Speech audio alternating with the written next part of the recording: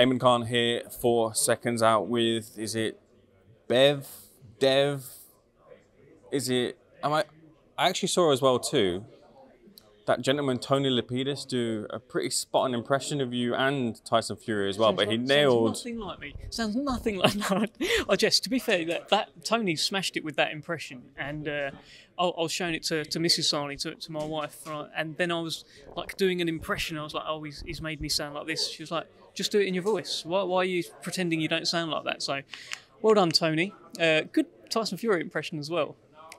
Bev Sahni, I don't know, mate. Just, yeah, that picture that I put up on Twitter, that was from the Boxing Writers Awards. Must have been like, I don't know, 8, 9, 10 years ago.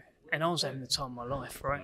I had Frank Bruno sat behind me. I saw all these stars, and I was like, oh, wow, this is amazing. Look at my table. Bev, you know. And what'd you do?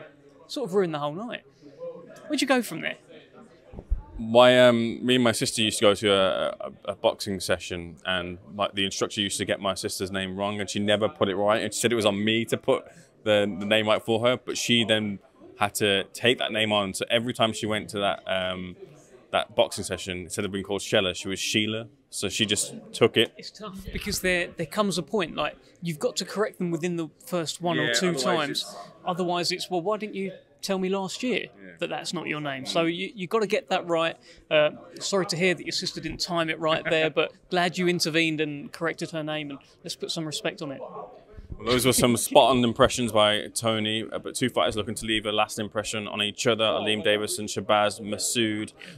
Look, there was a bit of spicy back and forth, more so between Liam and Shabazz's friends, I guess. But do you feel that Liam's maybe a little bit kind of taken aback by some of that back and forth? I don't think he's taken aback. I think he's seen it now. He saw it when Shabazz finished his fight on the Queensberry show, and Liam got brought in for commentary, and suddenly Shabazz had a lot of people behind him and around him, and they're all shouting things out to Liam Davis. And I don't think that surprised him today. I think he said some good things back to them about like failed boxers and all of that. That was good lines. We like a bit of drama, don't we? We like a little bit of spice, and yeah, it's got that feeling. It's got that needle. Watch the face-off that Cole Frampton's done with them, by the way. It's on the TNT Sports YouTube. That's good. Every time they come together, Liam Davis can't help it. He wears his heart on his sleeve. He's so fired up, not just for this fight, but for every fight. He ended up having Needle with Jason Cunningham.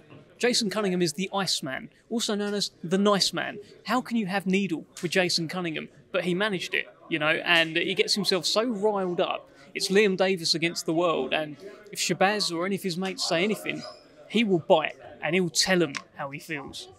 Give credit where credit's due to Queensberry. They're very much not to, of course, I love any sort of talent that comes through the boxing ranks, whatever path they tread, but some of the more unheralded paths, some of the more unheralded fighters who don't go through traditional routes like their amateur scenes or the Olympic scenes, as Liam Davis has done and gone through the small hall shows all the way to each title, English, British, and what have you.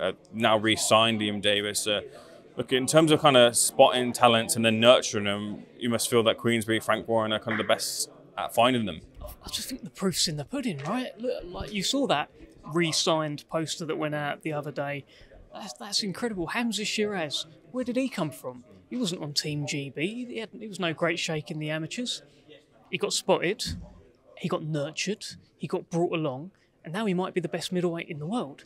Sam Noakes, another one. Not, you know, he's won national amateur championships. There's a certain level you have to get to, but look at him now.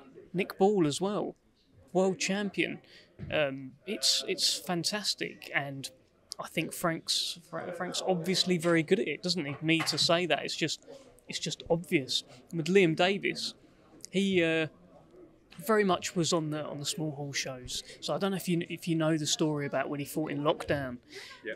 So he took that fight very, very short notice against Sean Cares on a Matchroom behind closed doors show, and it wasn't an instant yes in his head. It was like, oh, should we do it? Like, oh, I don't know. It's not really at my weight and all that. But his dad talked him into it.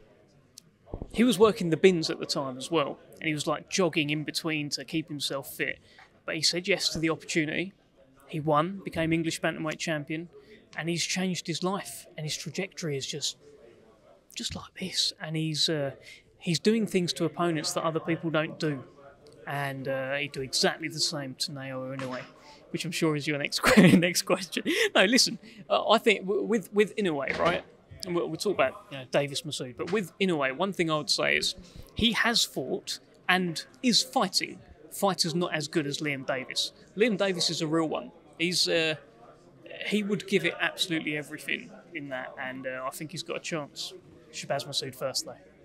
Different sort of prospect in terms of managing Chantel to her career, and we all know what the fight that she wants back is. It's a trilogy fight with Katie Taylor. She's got her hands tied with Amanda Serrano, but Amanda Serrano is also someone who Chantel Cameron wants to. Of course, she can afford no slip-ups against Burgott here, but in terms of managing Chantel Cameron's path, do you feel like that she can land that Katie Taylor trilogy fight that she really wants? I think, listen, after Katie Taylor and the Amanda Serrano fight, what happens? What happens with the winner? Do they have another fight? I don't know. Or do they look elsewhere? It kind of feels like they're fighting everyone, and they're kind of running out of fighters to actually fight. And Chantel Cameron is the only fighter in the world of professional boxing who has a win over Katie Taylor. I know it's 1-1, but Chantel went over to Ireland, beat Katie Taylor in Ireland. I think that rubber match just feels like it needs to happen. I feel like there's belts out there that Chantel should have, and in terms of managing, hey, not my job, thankfully, but hopefully they can figure it out. There's not that many names in female boxing, right? But Chantel's certainly one of the names. Not just the name, she's got the credentials, and she's got a win over Katie Taylor. That won't sit right with Katie Taylor. So if Katie comes through, it feels natural. You opened the door to a couple of boxing questions outside of this fight week before I let you go. First of all, a big news story is here that Daniel Dubois is potentially not going to have that rematch with Anthony Joshua, and that opens the field to the IBF contenders. I think Sky Sports kind of pushed out that Fabio Wardley, that it's got the green light there. Nothing official on that end, but the likes of Caballero, Bacoli, Joe Parker, Gilles Zhang are all kind of gunning for that spot to be his opponent. Who would you like to see as the person in the opposite corner to Daniel? I don't know. I don't know if it's like official that it's not AJ or this rematch isn't happening. I'd rather wait for an official announcement on Daniel's next fight. But I'll tell you, in that top 15 of the IBF, which is if he doesn't fight AJ, he's got to take someone from there. It's not a bad fighter in there. They're all pretty good, and some of them are killers. So it just feels like whoever Daniel Dubois fights next, it will just have to be a top level good fight. That's the responsibility you take on when you become IBF in particular, IBF world champion. Because they don't mess about, and those rankings, they look pretty good. So expecting a good fight for Daniel Dubois next. You mentioned about Hamza Shiraz, and there's another bit of news that Chris Eubank Jr won't be taking on Canelo Alvarez, at least if we believe the words of trainer Eddie Reynoso. Does that open the door for Eubank Jr. Hamza Shiraz? I don't know. I know Hamza wants that fight. I know they've tried to make the fight with Hamza and Chris Eubank Jr. I'm sure they'll be trying again to make that fight. I guess we just got to keep an eye on all of that. I just know that Hamza would absolutely say yes, and Hamza probably feels right now that he'd go through Chris Eubank Jr. He's tremendous right now. He might be the best middleweight in the world. And all eyes are really on what he does next. He's one of the growing stars in world boxing right now, backed by Queensberry, backed by His Excellency Turki Al-Sheikh, unbeaten, hits really hard, highlight reel knockouts, does it to fighters that don't get knocked out. He's got it all. So all eyes on what he does next. Lastly, I wanted to discuss to you the Usyk versus Fury 2 rematch, and look, on these very well-populated Twitter spaces that I do with some of my colleagues within the industry, we're kind of discussing and banding back and forth the machinations of the rematch between the two, and a lot of the topic of the conversation directs towards the corner of Fury, which the signals now have been from Andy Lee when he spoke to Boxing Scene, that there's going to be one voice in the corner, and that's Sugar Hill Stewart. As far as you know, that Andy Lee and his dad John Fury will still be there offering some form of advice, but Sugar is the lead here and might not get the chaos that we saw the first time around those are signals, or those are the sentences you want to hear when it comes to kind of thinking about the game plan, thinking about how Fury overturns a defeat into a victory the second time round? I'd rather hear that out of Tyson Fury, because Tyson Fury has been saying it's the same team and he doesn't need to really change anything. He's been saying the only thing he needs to change is to not mess about and showboat. And we talk about chaos in the corner and, you know, it should only be one voice. If Usyk didn't clip Fury in round 9 and Fury just won that round like he'd won so many other rounds in the fight, it wouldn't even be a conversation. He'd have just won the fight, a close fight. So it's only with retrospect, too many people saying too many things. It's one round away from that not even being a conversation. I think people are getting so looking so much into what happened in round 9 that it's erased memories of earlier rounds where Tyson Fury was having all sorts of success, not just erasing memory of the earlier rounds, but actually the later rounds, where after going through hell in round 9, Tyson still won rounds. How do you do that? I think all judges gave him the 12th round, a couple gave him the 11th round as well. But yeah, these moments that go viral, the key moments of the fight, the highlights, they can create amnesia amongst boxing fans. Maybe Tyson doesn't need to change much at all.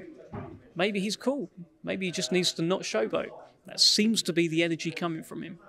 We need a name for the Twitter Spaces. What do you think about parliamentary procedure?